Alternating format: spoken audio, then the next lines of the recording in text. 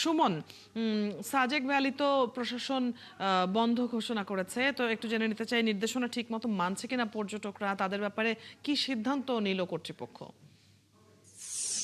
যেমনটি বলছিলেন, গত টানা 3 দিন রাঙামাটির বাঘাইছড়িতে আপনার ভারত বৃষ্টিপাতের ফলে আপনার সাজেকে যেই মাচালং এবং বাগেরহাট যে সড়কটি তলিয়ে গিয়েছে, সের ফলে আপনার সাজেকে যারা বেড়াতে এসেছিলেন প্রায় 6 শতাধিক পর্যটক তারা আটকা পড়েছেন। তো ইতিমধ্যে জেলা প্রশাসনের পক্ষ থেকে একটি নির্দেশনা দেওয়া হয়েছে। তো রিসোর্ট এবং কটেজ মালিক সমিতির যারা নেতৃস্থানীয় লোকজন আছেন তাদের সাথে আমার কথা হয়েছে, তারা আমাদেরকে জানিয়েছেন এই জেলা প্রশাসকের যে নির্দেশনা তারা পেয়েছেন, সেই নির্দেশনা মোতাবেক তারা কাজ করছেন। এছাড়াও আপনার সাজেকে যে 6 শতাধিক পর্যটক আটকা পড়েছেন তাদের জন্য রিসোর্ট এবং কটেজ মালিক সমিতির পক্ষ থেকে সম্পূর্ণরূপে রিসোর্ট ভাড়া ফ্রি করে দেওয়া হয়েছে। শুধুমাত্র তাদের পানির যে ভাড়াটা, সেই ভাড়াটা তারা নিবেন বলে আমাদেরকে জানিয়েছেন।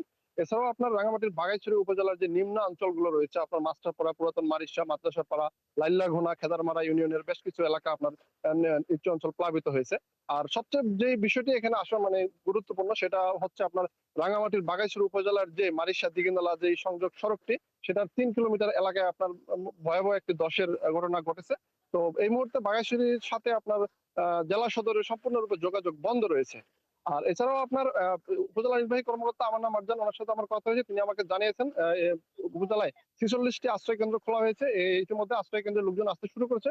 বিকাল 5টা নাগাদ আপনার এই আশ্রয় কেন্দ্রে যারা আশ্রয় গ্রহণ করেছে তাদের মধ্যে খাবার বিতরণ করা হবে বলে আমাকে জানিয়েছেন।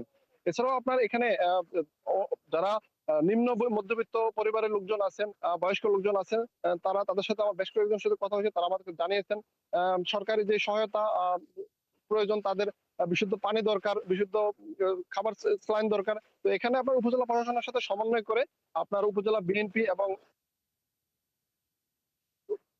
তো আরেকটা বিষয় সেটা হলো আপনার যে গতকালকে পাহাড় ধসে যিনি নিহত হয়েছেন তাকে জেলা প্রশাসনের পক্ষ থেকে এবং সংসদ সদস্যের পক্ষ থেকে নগদ আর্থিক সহায়তা প্রদান করা হয়েছে।